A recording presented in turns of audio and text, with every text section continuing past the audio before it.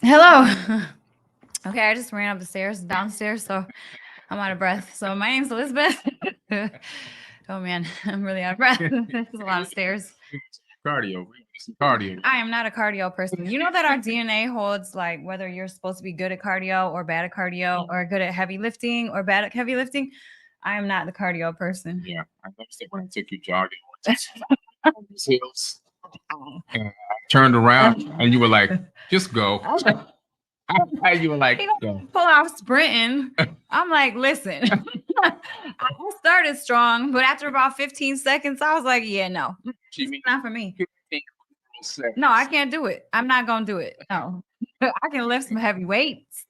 I can squat heavy weights. I can not bench that much, but I can squat some heavy weights. You can squat heavy weights. You lift heavy. Yeah, but just not. I am not the cardio. You'll never catch me taking a run. I rollerblade. Okay, stating.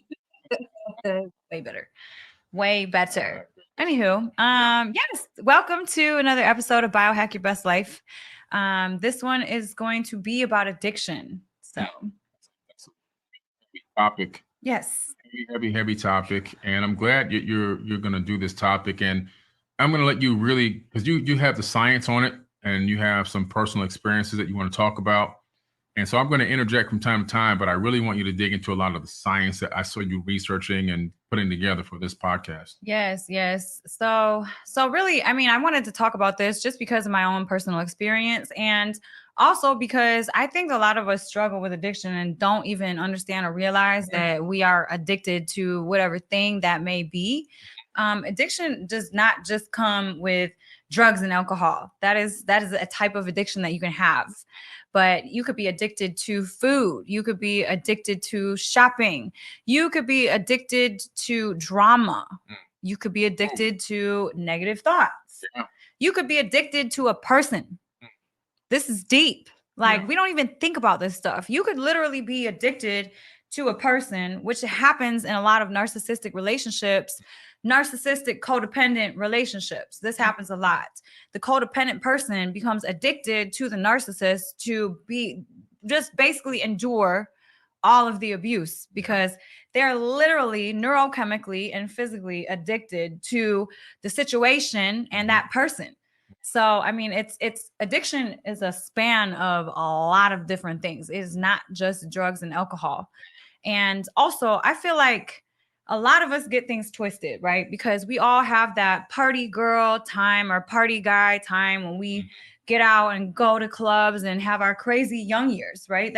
We normalize this in society. Like, oh, you know, I had my party girl time where I went out to clubs and got drunk and it was all cool and fun. And I stayed drunk for like 5 years, but I was just partying. Like this, we normalize this as normal behavior.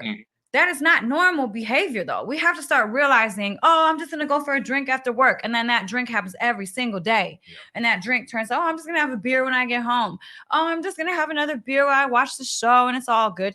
I mean, we have to normalize talking about the fact that this is an issue. Yeah. It becomes an issue when it's repetitive. And it's like, you know, unfortunately, our society normalizes this behavior and that drinking becomes a social thing. Marketed on everything, every NBA game, every NFL game, every sporting event. These sporting people aren't drinking beer and liquor and whatever these specialized drinks are to perform at that level. Right. They probably don't drink at all, most of them. No, because you can't. How? How do you even, could you imagine? Could you guys imagine? You can't imagine because you don't drink. He's never drank. Well, he drank one time and then never drank again. I 17, I drank 2 beers and I was like, disgusting. Never drink again. So, I mean, guys in the chat, like, Could you imagine drinking, right? Drinking and then going to play a basketball game in the playoffs? Like, I mean, the next day, you're not going to perform optimally whatsoever at all. So, I mean, it's just, we have to really think about these things because I had to, because of me, right? I started really chewing on these thoughts because I'm like, I started getting a little bit offended when people would say drug addict or, you know, you were like an addict and blah, blah, blah. And I'm like, I wasn't an addict. I was just experiencing my young, happy, fun party years, right?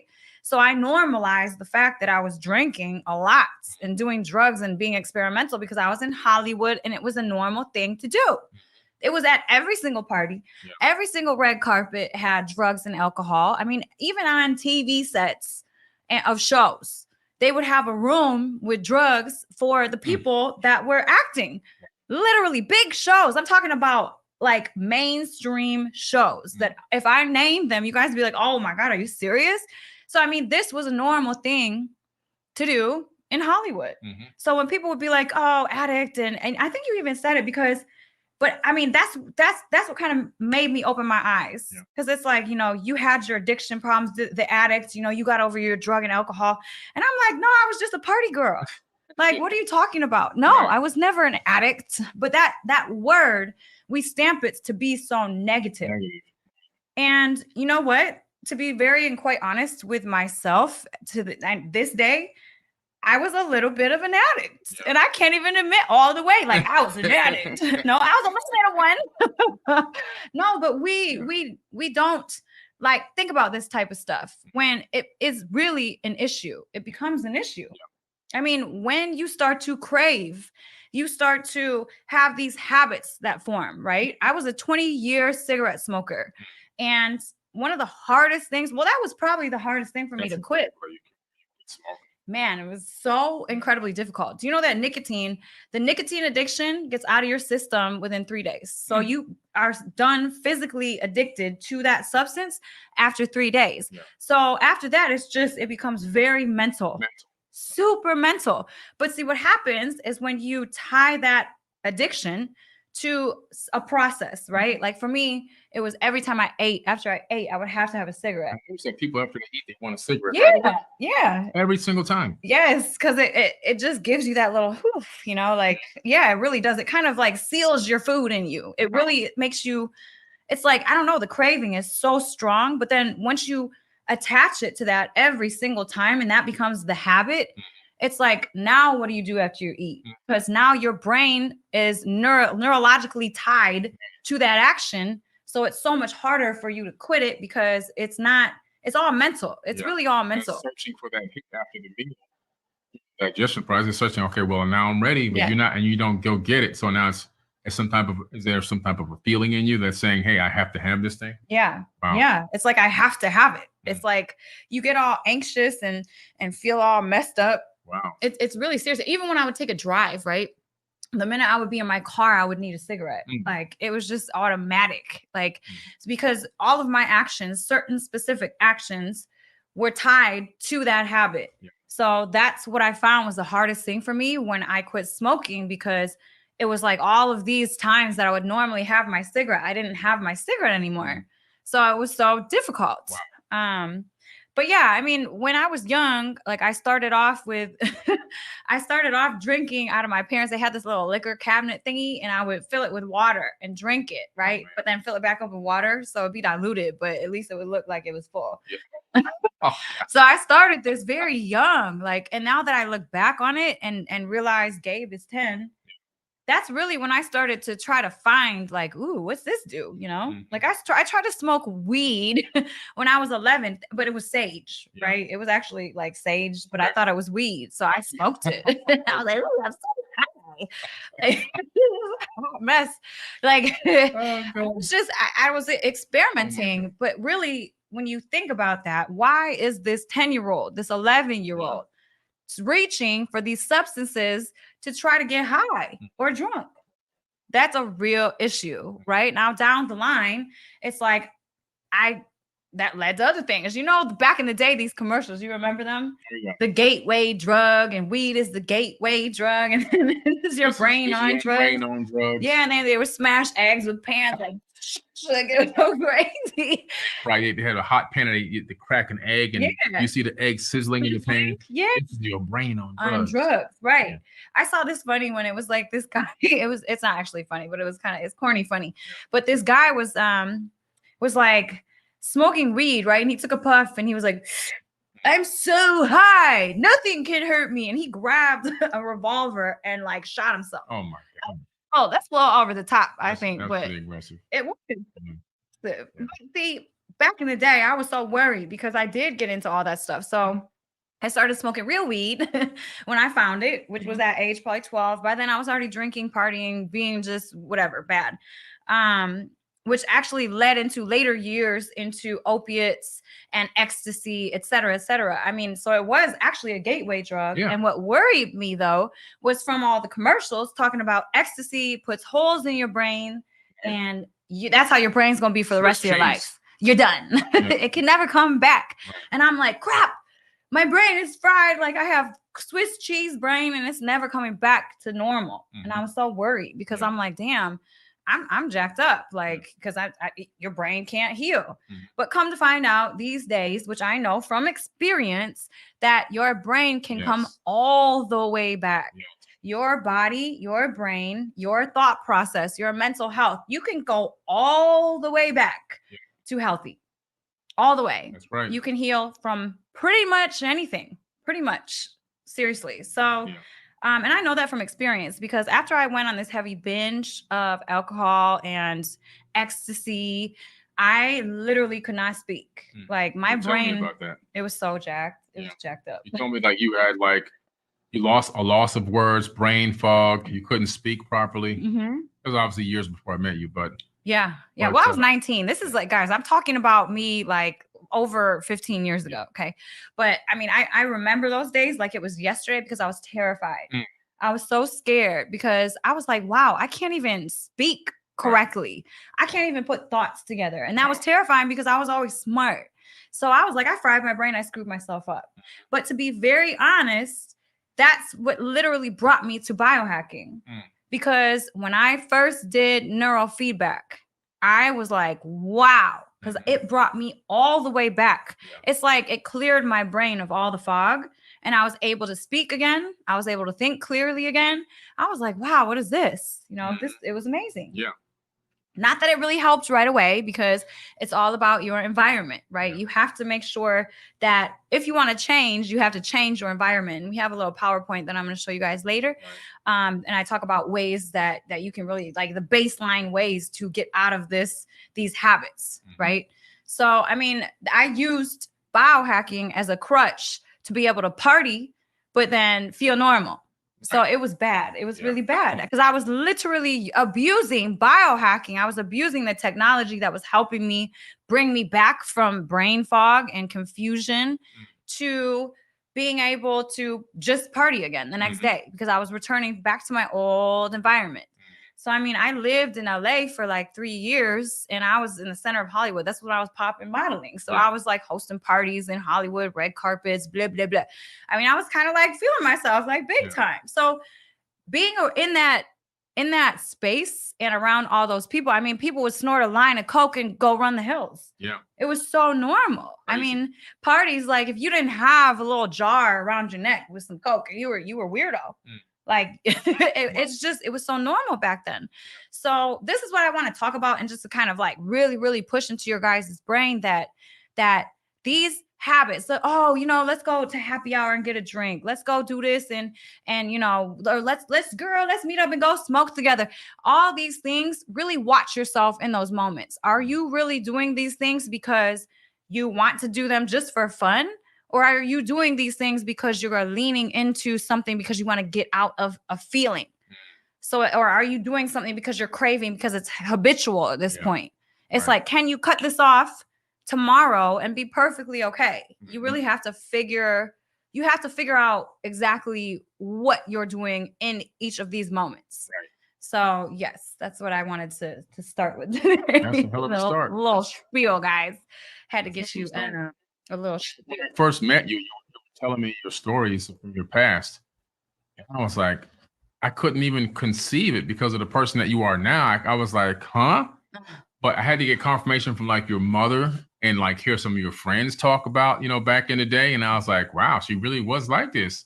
Because what you are now today versus what you were is two totally different people. And that's why I told you, like within the first few weeks of me meeting you, like you need to write a book on how you got out of that dark hole. Because there's a lot of people out there, including my father, I told you, right? Who he may have not suffered for his entire life until he died with addiction and alcoholism, if he knew the tools that you were using to get out of this. And so that's why, and I'm glad you decided to listen and write that book, The Recipe to Elevated Consciousness. You got to get that book on Amazon, The Recipe to Elevated Consciousness. It's an incredible book, and it's her life story and how she went from darkness back to the light.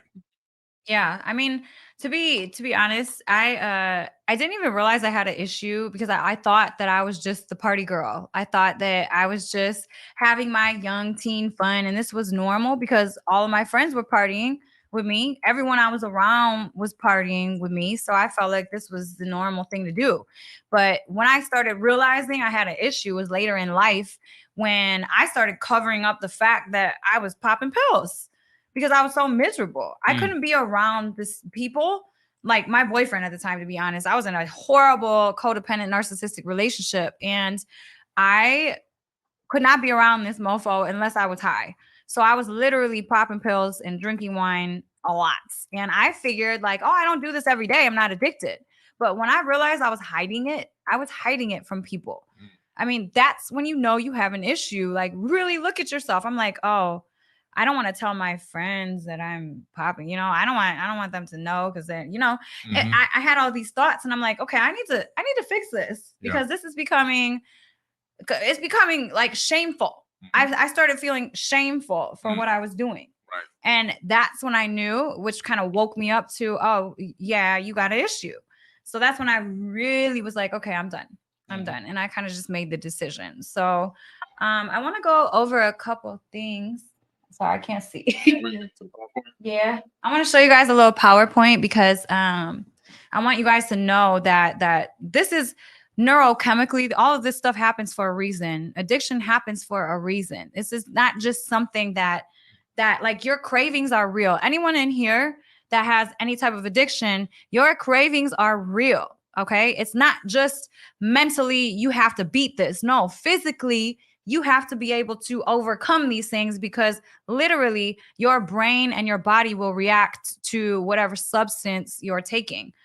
Thank you, Elevated Rossi, for your Thank you. Appreciate you. Yes. Thank you. Yes. Okay. All right, let's dive in. So, how to beat addiction. How to beat addiction. So first, let me go through this slide. Yes. So like I was saying earlier, neurochemically, what happens when you have a drug addiction? This is literally what happens in your brain when you have an addiction. Instead of a simple, pleasurable surge of dopamine in the brain, in a region of the brain called the basal ganglia, neurotransmitters are chemicals that transmit messages between nerve cells. Many drugs of abuse, such as opioids, cocaine, or nicotine, cause dopamine to flood the nucleus accumbens 10 times more than a natural reward. The hippocampus lays down memories of this rapid sense of satisfaction, and the amygdala creates a conditioned response to certain stimuli. So, like I was talking about earlier, you attach a habit to whatever thing connected. Yes, exactly. So your hippocampus will keep that memory in your brain and have a connection there to now the habit of whatever activity it is.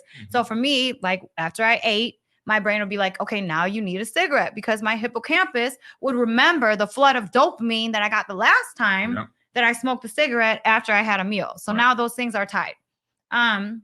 Well-supported scientific evidence shows that disruptions in 3 areas of the brain are particularly important in the onset, development, and maintenance of substance use disorders: the basal ganglia, the extended amygdala, and the prefrontal cortex, which we will go through on the next slide.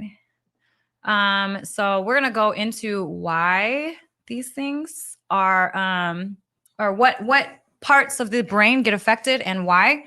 The basal ganglia, I can't read that. You can shrink it back for a second. Yeah, 1 second, guys.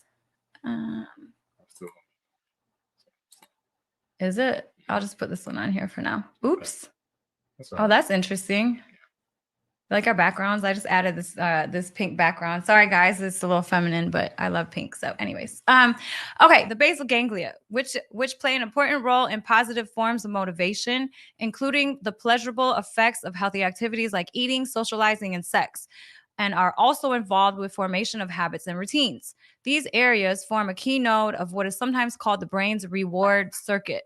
Drugs overactivate this circuit, producing the euphoria of the drug high. But with repeated exposure, the circuit adapts to the presence of the drug, diminishing its sensitivity and making it hard to feel pleasure from anything besides the drug.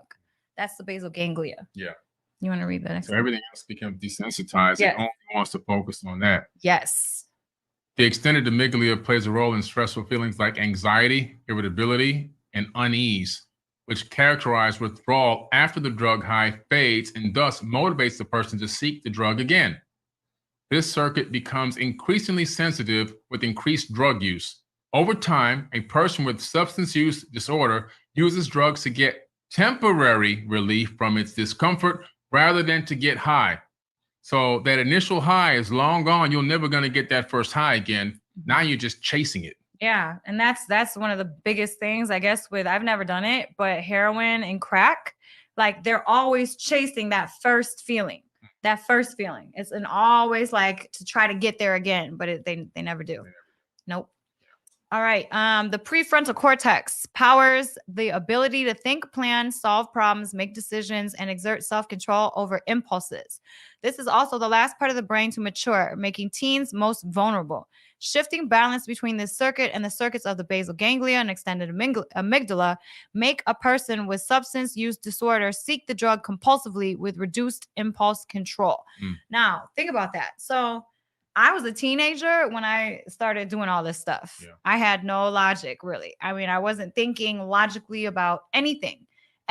So, I mean, that makes sense when your prefrontal cortex is the last part of your brain to become developed. That's why a lot of teens are out here doing crazy stuff because they're literally not afraid. Yeah. They're not afraid of what's going to happen. They're not afraid of the outcome. They want that immediate, yes, it's mine type thing. Yes.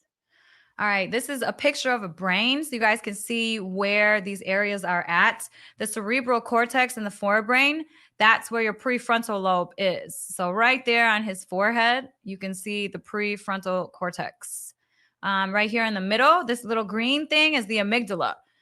There's such thing as actually an amygdala takeover, right? It's when your body goes into a super duper stress state and your amygdala actually takes your brain over. So the blood is basically all at the amygdala. I mean, it's at other parts of your brain, but not as much.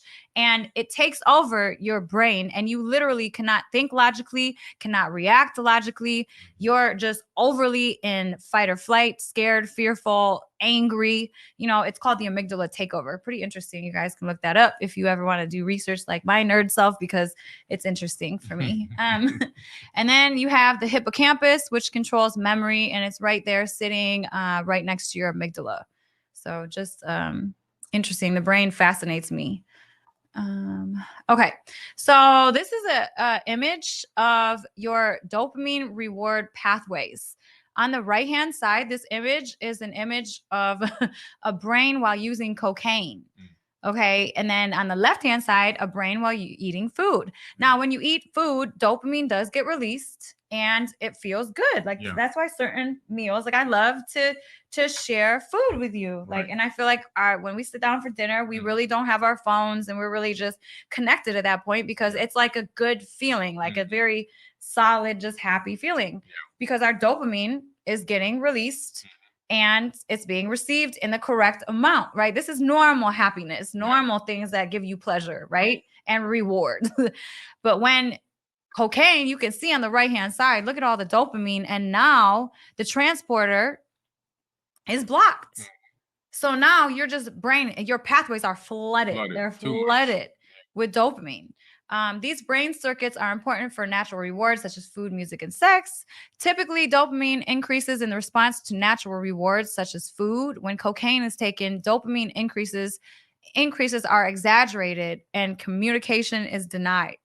So when you're on cocaine, your brain is flooded. You feel great. You're like, woo, I can take over the world. Like it's an amazing feeling, but that feeling dies very quickly.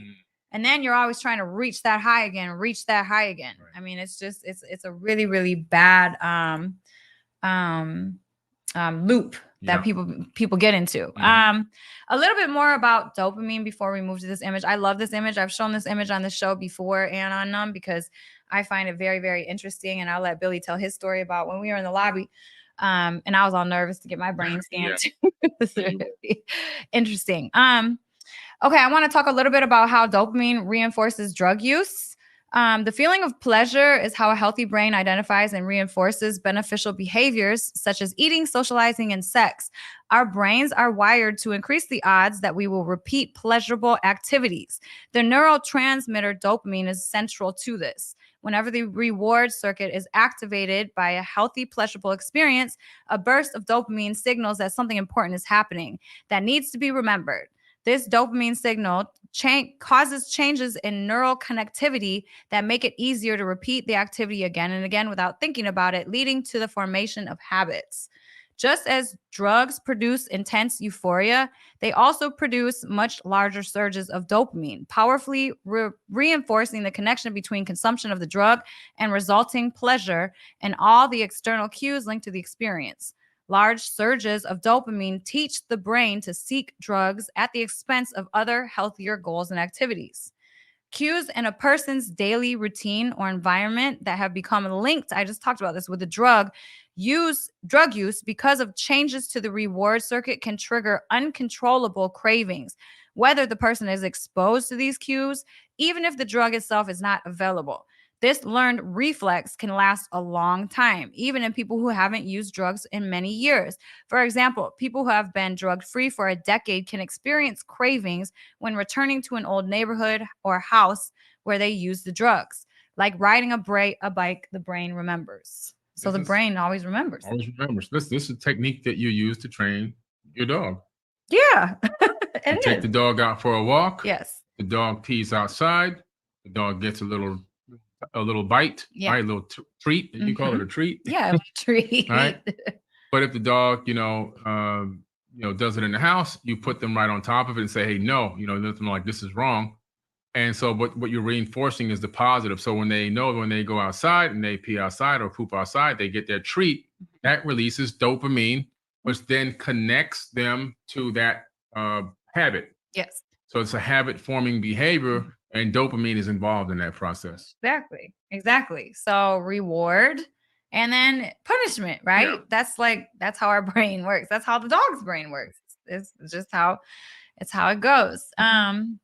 Okay, so Dr. Daniel Amen, let's talk about him just for a second. He is a psychiatrist. He's a best-selling author. He opened the Amen clinics, which is now, I think, just countrywide. And I don't know how many states he has facilities, but I know he has quite a few. Yes. This is one of the main things I would suggest to people if they feel like they have an addiction or if they want to, overcome such thing, because you can actually see what's going on in your brain. And something about seeing it makes the act of it brings it awareness, not only, but it relieves some of the shame that you may have about whatever it is that is the issue, right? Whether it be addiction or, for Billy's case, I mean, you would get lost all the time. Yeah. Caused me to get lost. I wasn't able to link the brain injury to the fact that I couldn't find my way around because it's something that kind of after the accident, it gradually progressed till it got really, really bad. Yeah, exactly. So, I mean, but just seeing that and then seeing that it wasn't actually physically tied to an issue in your brain, didn't that make you feel relieved a little bit, or just like, it's not just me? Well, that was the beginning of my healing process. Exactly. To be able to get the SPECT scan, which I had a scan just like you see up here from the same doctor, Dr. Amen, and I was able to see my brain and see where the damage was in the area of my brain, which allows me to have navigation. And to see that damage, then that brought awareness to the situation. Yeah. And just by bringing the awareness, I was able to then begin the process, that moment of rewriting and reprogramming my own brain. And so when if you have a situation with addiction of any type, you should go get a SPECT scan so you can see what your brain looks like, and then begin the regimen that will be issued to you, which is most likely brain supplements and different types of exercises and thought exercises that will help you to begin to repair and renew your brain, which can happen and will happen because it happened to me. I was able to fix my brain in the course of only 9 months. I went back for my second scan, and those dimples in my brain that control my navigation capability were gone. And you can see that on Scan My Brain, which is available on Dr. Rahman's TV show. Yeah, it was a good episode. Both the episodes were really good, but it gives you that like, I don't know, it just gives you a different feeling. Like for me, I got my brain scanned. I was terrified because I know all the drugs that I used to do, all the drinking that I used to do, all the weed. Well, I don't smoke weed a lot now, but it's like I smoked a lot in my lifetime. So I'm like, oh my God, what? We about to Swiss cheese right now? Like, you were so nervous. She was panicking at that. She hadn't done drugs in a long time, but listen, she was thinking like, from all what she had done in the past, my brain's got to be Swiss cheese. Yeah, I was like, I tried to calm her down. I want to do it. I want to do it. No, you just go do it. I want to do it. I'm good. You did it though. I did it. I really did. I did. And honestly, it wasn't horrible. It wasn't what I thought it was going to be. It was actually pretty healthy looking. There was a tiny bit of wavering at the bottom, which showed that I had abused some drugs in the past, but Dr. Ahmed could see that it wasn't current and that my brain was slowly healing. And he's like, another 5 years, another 10 years, you stay sober, your brain is going to look completely healthy. Yes. What he did see was a spot on the top of my brain where that controls your impulses, right? And he was like, you're pretty impulsive. And I'm like, how do you know that? You don't know me. Like, you don't know me. But I'm pretty impulsive sometimes because the blood flow, I had a brain injury on the top of my head, and the blood flow to the specific area is lacking. So it looks like a hole, a dimple on the top of my brain, right where impulsive, your brain controls impulses. So he was able to tell just from that spot that I was impulsive, which made me like, oh, that's why. Like, it's not just me. I wasn't just a problem. Yes, it's a physical problem, which brought me the awareness to it. And I'm like, okay, well, I'm just gonna, in my meditations, bring some more blood flow to that area, so I'm less impulsive. And I think I'm getting there. I'm getting there. But I'm seeing less and less Amazon boxes show up today. Okay, listen, I just did a whole clean out. I do this sometimes. Like I had to I gave away bags. Okay. I'm talking like bags and bags of clothes and shoes because I like spring cleaning. I don't like old energy coming into new energy. So I cleared out a lot of stuff and I got a lot of new stuff. So there's been some boxes, but that's okay because it's over now. I'm done. A lot of people who can't afford nice clothes just got a whole lot. Yeah, exactly. Yeah. I gave away a lot of stuff. As did you. Yes. Spring cleaning is important, guys. It's good to clear out energy. It really, really is. Okay, back to this. So if you look at this image, you can see what drugs do to you, what drugs do to your brain. I mean, these brains literally look like Swiss cheese. 10 years of alcohol. Look at that brain. I mean, that looks like the worst out of all of them. Yeah. All of them. That person was 45 years old and had a brain that looks like that. Now, can you imagine the urges, like just because you had a tiny little dimple on your navigation center, right? Imagine that. How dysfunctional was that person? Exactly. And these are real brain scans. These are real SPECT scans. Yes. These are not artistic renderings. These are actual real SPECT scans of real actual people, by the way. Yes, exactly. Yeah. Exactly. And what is a SPECT scan? A SPECT scan is a single photon emission computed tomography. That's what a SPECT scan does. It's basically taking a snapshot of what your brain is doing in the moment. So that's something that was brand new when Dr. Amen started, and he got a lot of flack for it. But guess what? I mean, he's done over 200,000 brain scans across the world at this point. And that's why he's so against marijuana. And I'm like, I'm not really against it. Like, it's okay. I mean, I would much rather people smoke weed than go out and drink, because drinking, you go kill yourself. Weed, you just go eat some food and chill on the couch. Yeah, pretty much. So, but I can see why he is not fond of it, because look at the right side of the image, looking at 4 years of marijuana use. I mean, that is damaging. That's damaging. Now, there are some benefits to marijuana, but then smoking it is never good, right? So, I mean, there just has to be a balance, I would say. I'm still not super against it, but also looking at this image, it's like, we got to do better as people, right? Let's make better decisions, which means let's keep ourselves healthy, which means kind of staying away from this stuff because it obviously affects our brain. Yes. I was talking about some baseline things for people that are addicted to anything. These are some things that everyone should do for mental health, regardless. But this is especially important when you're in a situation of addiction. Physical fitness, nutrition, sleep, and healthy behaviors, emotional balance, healthy coping ability, processing feelings safely, social, stop isolation, build safe relationships, create sober networks. That's very, very important. Like I was saying, I had started biohacking and I was using that as a crutch because I didn't change my environment. So nothing about me really changed because I was still going back to the same energy, the same people that where I was doing the drugs and alcohol with. Right. So not good. Spiritual, finding purpose, meaning, appreciation, connecting with self. Intellectual, establishing boundaries, plan development, skill building. So these are all just good life tips, but especially if you are, in some sort of addiction. I would look into doing some of these things because it really helps to get over that addiction. Yeah. I thought this was pretty interesting. When I was researching today, Harvard Medical School says set a quit date. It might be helpful to choose a meaningful date like a special event, birthday, or anniversary. That's kind of what I did when I quit smoking cigarettes. I set a date. I was like, okay, I'm going to have this pack of cigarettes and I'm going to smoke it for this week. And I really wasn't smoking a whole lot anyways. I was never like a 10 or 20 a day smoker. I was like a 1, 2, 3 cigarettes a day smoker. So I took my last pack. I promised myself, hey, this is my last pack of cigarettes on Monday. Next week, I'm done. So I set that date. And when I kind of put my mind to something, it's like it's happening. So it happened. But so that was a good piece of advice. Change your environment, remove any reminders of your addiction from your home and workplace.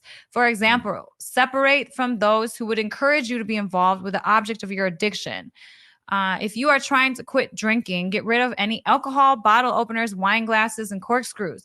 If you're trying to quit gambling, remove any playing cards, scratch tickets, or poker chips. Also, don't let other people use or bring reminders of that addiction-related substance or behavior into your home. That is so important because what were we talking about earlier?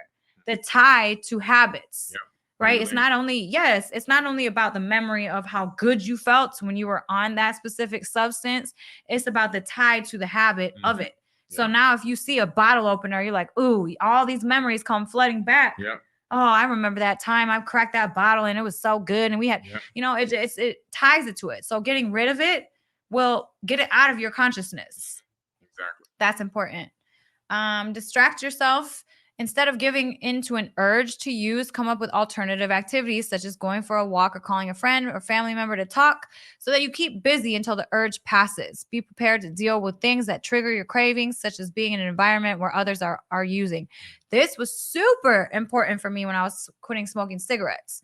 Because like I said, it was always that habit of whenever I got in my car, I'm like, oh, I need one so bad. So what I would do is I would take a pen and literally hold it like a cigarette and I would do pen to mouth, and act like I was smoking the cigarette. Right. So it was almost like I was still doing it, except I wasn't. But it was like my physical body and that addiction. I satisfied the movement, the feeling almost of doing that habit. So every time I felt like I needed to smoke so bad, I would literally take a pen and just puff on a pen. Smart. Yes. And it helps. It really, really helps. Review your past attempts at quitting. Think about what worked and what did not. Consider what might contributed to relapse and make changes accordingly. I tried to quit in my life a couple times. Actually, I was successful for like 2 months before I was successful when I got pregnant. But I don't think that I actually really wanted it because no one will be able to stop doing what they're doing unless they really want it. Yep. You have to really want it. You can't be like, well, maybe. You have to really want it. So I obviously didn't really want it all those other times I was trying to quit. Yeah. Create a support network. Talk to your family, friends. Ask for their encouragement and support. Let them know you are quitting. If they use your object of addiction, ask them to do not so in front of you. If you buy drugs, you should consider telling your dealer that you are quitting. Ask your dealer not to call you and not sell you drugs anymore. Also, you might want to consider taking your health and talking to your healthcare provider about the method of quitting that is best for you. There may be medications that can ease the process for you and increase your chances of success. That will kind of lead me into my next talk about other things. So that was my little PowerPoint, guys. Good. Real good. Incredible tips. Little tips. People follow and listen to, they have a great chance of breaking the addiction. And I know not everyone in this podcast is addicted to something in terms of like, on a level where it can kill them. But there are people listening right now and will be listening as this video plays over and over again that are in a very precarious predicament and some of them will actually utilize some of the information learned here and bring awareness to their problem and begin the healing process for themselves. Yeah. I mean, it's doable. It's possible. I mean, I was pretty heavy and deep into it. Not that I ever did like meth, heroin, or crack, which is super hard to get off of, which I knew I could never try because I knew I would be strung out. I knew consciously because I have a very addictive personality, which is something I had to really admit to myself and realize. And I knew that if I were to dive into any of those things, I'd be on the street in the corner and living in a box. Like literally, it would have been real bad. So I stayed away from that because I knew myself. I knew myself. Yeah. So I mean, but I was heavy into a lot of the other stuff, a lot. And unfortunately, physicians these days are some of the biggest freaking drug dealers. The biggest drug dealers. Yes. They are. By far. Yeah. Unfortunately, my old doctor, this was maybe 10 years ago. I went to him because I had a new baby. I was working 3 jobs and I was super stressed out. And you know what he gave me? Oh, and I had gotten to an accident. My back was hurting. Do you know what he gave me? He was like, oh, sounds like Adderall. It'll help you stay awake and focus. And it'll also keep you skinny. I was like, oh, okay. And then he was like, and then go to sleep at night. You hear some Xanax. Take some Xanax. Oh, wait. And you have a back injury? Here, take some Norcos. They'll help you with the pain. Literally. I mean, 3 deadly drugs in one day. Damn. Listen, and you know what else he didn't do was tell me if mixing them was bad. He literally didn't talk about the dosage or anything. Like he literally just gave me these drugs and was like, here, have fun. Like you're gonna stay skinny. So I was like, I was heavy on that stuff for a while. And to be very honest, I know I'm supposed to be here today because I should have died. Okay, like the amount of drugs, alcohol, and a plethora of them at once in my system. Like my body can handle a lot, okay? Like way more than what the normal person, even my friends would be like, are you for real? Like you about to do another one? Like what? You about to die? I'm like, oh man, no, I'll be fine. So literally, if you mix Adderall, Xanax, an upper and a downer, your heart's like horrible, especially if you drink on opiates. Oh my God, it can cause literal what's the complications? Worse than that, cardiovascular failure. Heart attacks. Heart attacks. Yeah. Yes, it can make your heart stop beating. Okay. Like, and then it can slow it down to the point where you don't even know. Like I was to a point where I was drinking a bottle of wine, popping 4 Norcs, taking 3 Xanax in one night. I should have been dead so many times. I should have went to sleep. Like really went to sleep when I went to sleep. Wow. Michael Jackson and Prince. Yes, exactly. I mean, all that stuff in your system. I mean, it slows your heart down to the point of you're dead.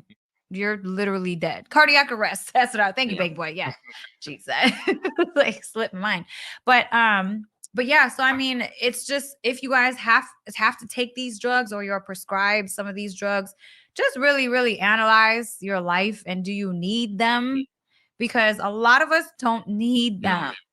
I mean, don't at all. I went to get my, my dental work done, and I went for my 1-year checkup, and they had to do a cleaning and some things, and they had to correct one thing that they had to fix, and and they were offering me Percocet, I think, or something, right? And I was like, I don't want that. Yeah. I'm not taking that, you know? Yes. And so it's a decision that you have to make for yourself. Like, you know, for me, I've never been addicted to any type of a drug, but I know that my father is a drug addict. Well, he's passed away, but he was a drug addict and an alcoholic. So I know that his DNA is in my body. And if he had that level of addictive personality, there's a chance that if I start to take any kind of drug, that I can become addicted as well because it's in my DNA.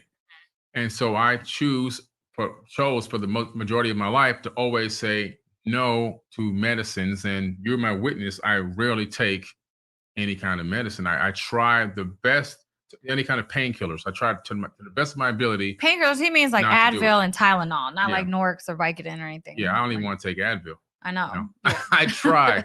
I go, man, listen, I'll suffer with a headache for a minute. You know, but again, it's because of that. So what I'm saying, the point I'm making is some people on here may have relatives, like a parent that may have that addictive personality that may be an addict. And for you, that's in your body. So you should try to stay clear of alcohol and drugs because there's a possibility that it could take you over if you're not careful. Yeah. Yeah. I mean, I definitely was taken over, but let's get to the nitty-gritty here and the root cause of addiction, because it all comes down and stems from the same thing. And that is trauma. Trauma, period, point blank, period. It's trauma. When you don't address your unresolved trauma, you will search for external things to fill you up, period. And it might not come in drugs and alcohol. I mean, when you need external stuff to fill you up, to make you feel better, I mean, that's because you have some unresolved stuff going on within you that you should face. Because once you face that stuff, you literally don't need anything from anybody. You don't need any substance. You don't need any people. You don't really need anything at all. You just become so full in yourself that you literally are attached and loving to everything and everybody, but detached from it all. Right. It's like, because you can create that feeling of love, security, and self within you. You don't need it from anybody else. So it's like, at that point, you can become the most powerful being ever, because no one can control you. Nothing can control you, right? I was sick of having a cigarette control me. This little piece of thing control me. Like, oh, I gotta fly on this 10-hour flight. How am I ever gonna get a smoke break? This is gonna be hell. These are the things that people have to think about that are addicted to cigarettes. Wow. And it's drama. Like, that thing was controlling my actions. And I got so tired of it. I'm like, I don't want things to control me anymore. So how do I address this? What is making me feel the need to indulge in these things? And it was trauma, my unresolved trauma, because I didn't feel worthy of certain things. I didn't feel good in my body. I literally felt like I had a gaping hole in my stomach for years of my life. I'm talking like that gaping hole didn't leave me until I was about 29 years old. That's only 7 years ago. Literally, because that's when I really committed to doing the work on myself, to doing the shadow work. Like, I committed to it. I'm like, I need to fill myself up with my own love, so I don't need any type of validation outside of myself from these things that really don't even exist at the end of the day, right? I mean, we experience everything in these vessels within ourselves. We experience all these emotions inside our vessels. We experience these chemicals inside of these meat suits inside of our vessels. We live in this vessel our whole lives, and we have and experience all of these things in our vessels.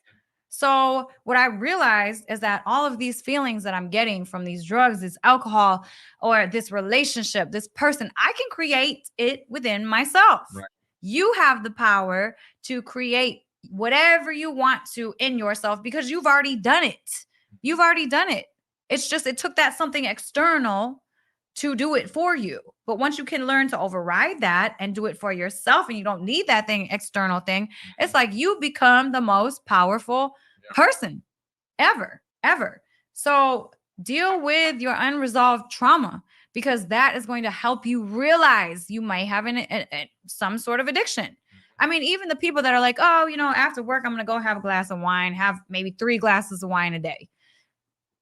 Are you addicted to that wine? Are you trying to relieve stress every single day because you need that wine? Your body is like, okay, the only way I can settle down is if I drink this wine right now. I mean, you have to really look at yourself and see like what are the reasons behind these actions, right? So just to be very, very upfront and honest with yourself is a very powerful place to be. Like I said, I didn't think I was an addict, but guess what?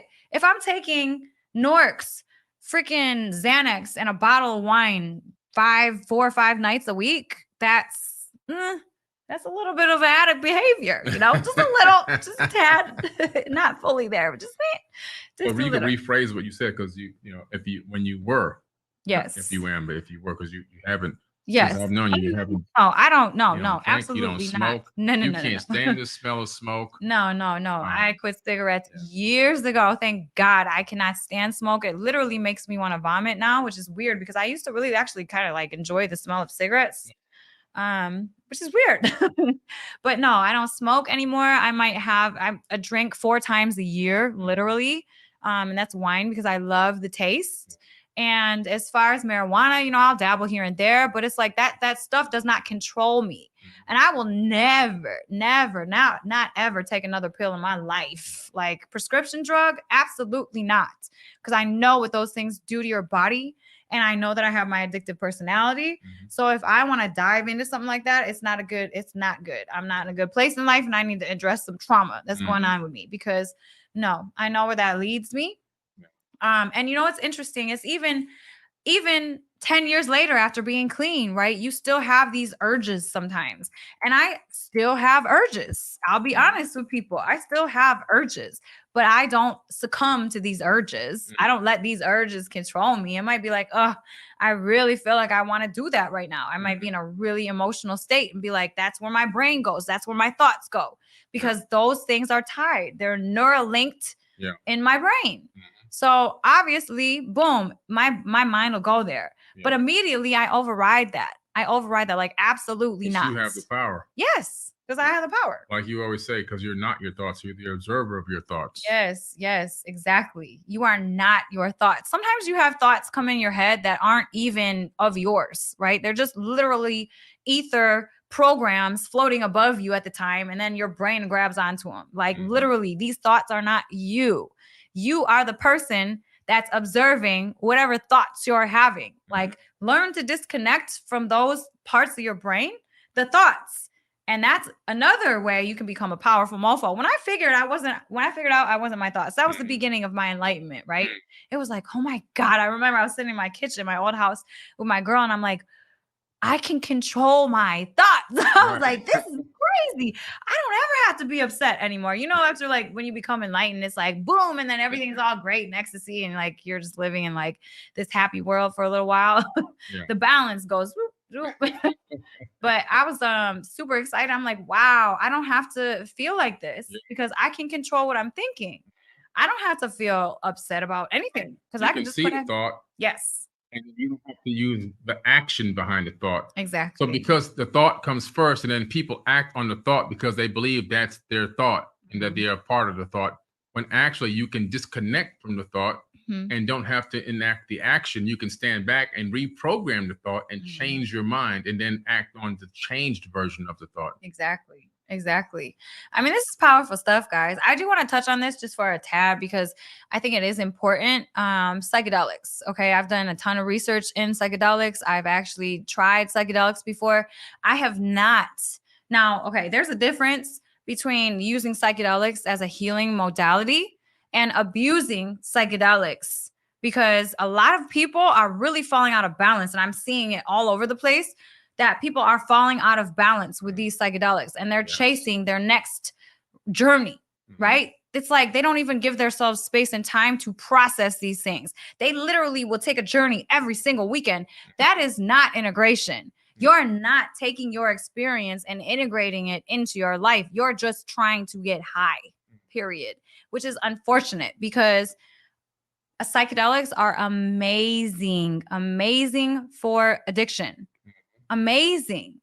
I mean, like there's something specific called iboga, right? Iboga is specifically to help addiction because it literally wipes your brain clean from all those neural connections. It wipes it clean. So now you have no cravings. You have no attachments to that specific drug. There is no memories that give you pleasure from all of that. It wipes it completely clean. This psychedelic could be very, very, very beneficial for a lot of people out there, especially people who are on crack, heroin, meth. I mean, these people need help. Yeah.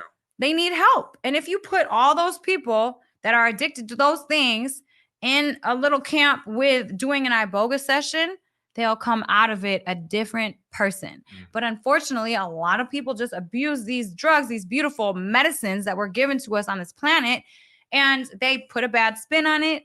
And now, I mean, people are getting all wonky because they feel like they're shamans all of a sudden because they took a couple of freaking mushroom journeys. It's like, yo, bring it back, dial it back, realize why you're using these things. I mean, I did a really big dose of mushrooms, psilocybin before, and that was one of the most healing experiences of my life. But guess what? I'm not chasing to do that again because I don't have a reason. It's not calling me. I don't have a reason. I'm pretty happy. You know, my life is good. Like I've healed a lot of my trauma. I'm still healing my trauma and it's not calling me. I don't have a need to do it. So why? Why go do it every weekend? Exactly. You did it once and you got what you needed out of it. And you were able to step back and take time to wrap your mind around the experience. Yes. And integrate it into your life. Yes. And you move on. Exactly. But there's people out here, what she's talking about. We know these people specifically that are abusing these plant medicines and some of these frog medicines, and they have gone completely bonkers crazy. These people are psychos now. They're absolute crazy. They done lost their damn minds. I'm just gonna tell it like it is. They lost their minds. Yeah, they're low. And so when you can go from here all the way to here, you got to have the balance. You got to have the balance. So be careful with these plant medicines and these frog medicines, because if anything that you do too much excessive of, it's dangerous. Yeah, it's dangerous. And then again, what is your intention? Like, why are you doing this? Are you doing this because you're trying to escape reality? I mean, are you doing this because you're trying to become magical? Because I know a girl that's trying to be magic by doing this. And it's like, yo, we're still in the third dimension. It's like you don't transfer dimensions because you take some freaking mushrooms or ayahuasca. You know what I'm saying? Like, we're still here, guys. We're still living in this dimension. So it's like, what is your purpose for doing these things? You know, have the intention. I'm not against it whatsoever. No. I think that they're beautiful. A lot of people. Beautiful, but healing. You can't abuse it. Medicines. You can't abuse it. No. You can abuse anything. If I take too much vitamin A is good for you. But what happens if I overdose on vitamin A? If you overdose on vitamin A, that's called Accutane. It's for acne, and it becomes toxic in your system, and it's very dangerous, right? People who are on Accutane, look at the side effects. I mean, you got to get blood work every month. It's very dangerous because it becomes toxic in your system. It can overburden your kidneys. So, yeah. So you see, anything can be good for you or anything can be bad for you if you abuse it. Yeah. Right? If you take too much vitamin C, you're going to poison yourself. But vitamin C is good for you. So everything within balance. Yeah, exactly. And just know why you're like, what is the reason? I'm always very, I go into my minds a lot before I speak, before I act, because it's like, why am I going to say this? What purpose, right? Why am I going to do this? What purpose behind this do I have? Now, when I'm going into, or when I went into a ceremony for when I did mushrooms, I had a real intention. I mean, I sat, and this took me about 2 years to even come to the point where I felt I was ready to dive in like I did. But I felt like I needed it. I felt like it was calling me, and I had a specific reason why I went in and did it. And guess what? That journey gave me everything I asked for because I was intentional. I was purposeful. I had thought about it. I was ready, right? I wasn't like, ooh, maybe I should, maybe I shouldn't. No, you have to be fully committed. And you have to just realize, why are you doing these things? For what purpose, you know? And after you do it, you have to give yourself time to integrate it in your life, or else you're just chasing a high, period. Yeah. Yeah. Great. that was that was all the pieces I wanted to touch on, I think. Yeah. Yeah. And we have another podcast, a rant coming up Yeah. in about 18 minutes. I'll be back on here. I'll be back on again with Gaben Sarial talking about fiat currency in China and what they're trying to accomplish and what they're trying to do. And will it work? Will it won't? Will it not work? That's going to be another amazing hour coming up in about 18 minutes. I'll be back again. You said I was 7. Are you tired yet? Not yet. I just want one of those other sweet plantains. Do we have any more sweet plantains? I want to go on a sweet plantain binge for a minute and have about 2 or 3 of those sweet plantains. Those things are so good. Yeah, they are good. 2 or 3 slices of sweet plantains and some more fresh water, and I'm good to go. Yes. Oh my God, I like this. Look, ivermectin, diatomaceous earth. I love diatomaceous earth. You guys should look into it. Very, very, very healthy for you. It cleans out your gut. It cleans out parasites. So many benefits. Lemon water, manuka honey, colloidal silver, liquid gold. Eat once a day. That's bomb. Yeah. I like that. I don't know about ivermectin. I haven't really looked into it too much, but I know about diatomaceous earth, lemon water, manuka honey, colloidal silver, and liquid gold. So yeah, we have colloidal silver and liquid gold water on the forbiddenknowledge.com website. 2 of our top selling products. Yeah. We almost sell out every single week. It's like a struggle to keep it in stock. You know, and it's an incredible supplement. And I've been on it for decades. It's great stuff. So go to forbiddenknowledge.com. You can get yourself some colloidal silver and liquid gold, monoatomic gold water. Yes. Right? The best, top quality. Yeah. Top absolutely. quality. We make it in-house too. Yeah. In-house, all in-house. No outsource. Nope. Yep. The best. The water is the best water. It is the best water. The absolute best water used to make this stuff. Yes, it is. Yeah. Oh, and that brings me to, we're really excited. We're getting ready to launch our quantum mechanics store. Wait till we do an episode. As soon as we get that ready to launch, we're going to pop on here and we'll do a little pop-up biohack episode on it, explaining all the products and what they've done. Billy and I have been using these things for the past, how long have we been using these things for? Maybe month and a half. Okay. Yes. I mean, they are completely amazing.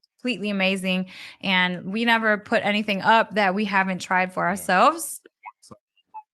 Yep. I got one inside of my phone and we use the light and the wand daily. And we actually have the device attached to the outer water pipe in our house. Yeah. So yeah, really exciting. But yes, stay tuned, guys.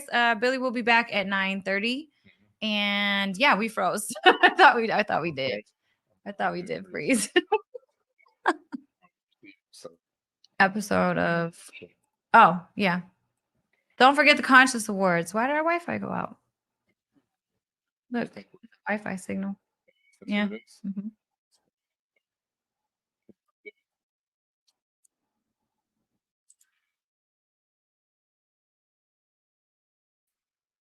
Here we go. We're back. Okay, we're back. We froze. Glitch there for a second. Froze for a second. But I need to give you guys a quick update. We have the Forbidden Conscious Awards coming up in just a few short weeks in Miami, Florida. You want to be there because it's going to be an amazing event. I'll be speaking that night. If you want to come out and see me speak, as well as walk the red carpet, take photos with me and Elisabeth, bring the books that you bought from us so we can sign them in person. Network, hang out. We'll have a great time there. And then we're going to give out 12 amazing awards to 12 amazing individuals that you guys help vote for at the Forbidden Conscious Awards. And here's a commercial. Just check out this amazing event. Hey, everybody. It's Billy Carson, also known as Forbidden Knowledge. I want to talk to you about a very special event coming up July 30th, 2023. The Forbidden Conscious Awards, the first annual event of its type. We're going to honor people who have been contributing to the conscious community for decades. People that you know and love that have helped you get to higher levels of thought and consciousness and awareness. And guess what? It's time to give them their flowers while they're still alive. It's going to be a live in-person event, but seats are going to sell out very fast. You want to make sure you're there in person for this amazing level event. It's going to be above the Oscars, above the Grammys. And guess what? You can help vote for the winners. Voting is available on forbiddenknowledge.com. And the categories are going to be social media influencer, podcast/radio host, TV host, actor, director, producer, entrepreneurs, health and wellness, philanthropists, authors, field researchers, archaeologists, space anomaly hunters, and of course, a Lifetime Achievement Award. And you want to be there in person because I'm going to be speaking. That's right, I'll be your keynote speaker that night at the Forbidden Conscious Awards. If you want to come to a mini conference, this is the place to be because I'm going to give you the knowledge that night as well as performances. We have celebrity guests performing. We'll have a halftime show where we're actually going to perform music for you. And don't forget about the pre-event mixer, where if you buy a box seat, you'll be in the VIP section, and you also have private access to a VIP mixer with celebrity guests. Shake hands, break bread, network, and then walk the red carpet with us and take amazing photos. It's going to be a night to remember. You don't want to forget this. And you help vote by going to forbiddenknowledge.com, go to the Conscious Awards link. You can text in a vote for who you want for any category, as well as if you're out of the country, you can use the web form ballot to still vote for anyone you think is worthy of being honored that night. Make sure you hurry up and get your tickets because they're selling out very fast. I want to see you there. Forbidden Conscious Awards 2023.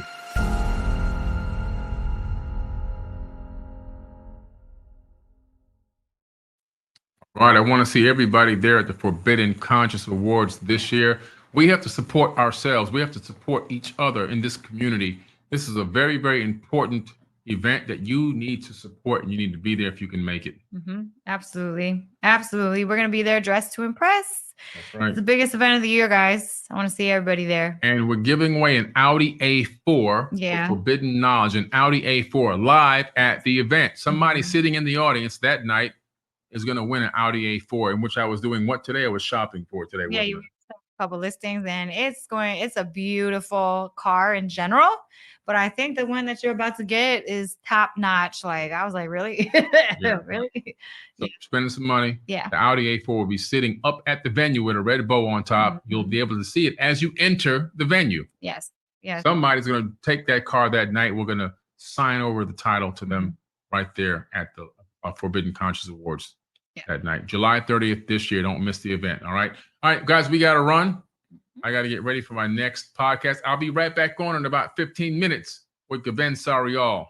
All right. Don't miss it. Lots of information, especially if you guys want to make some residual income over months. I mean, yeah, these guys will teach you how to become your own bank. Yeah. You don't want to miss this. All right. Anyway, third I love.